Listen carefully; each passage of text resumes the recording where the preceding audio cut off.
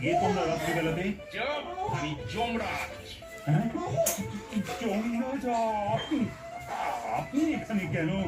ওর জন্য আমার চাকরি চলে গেছে। নারায়ণ আমাকে বাদ দিয়ে দিচ্ছে।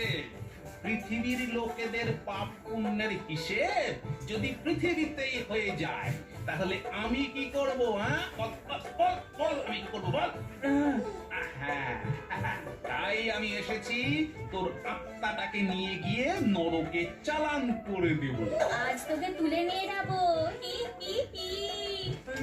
না না না না, এ হতে পারে না।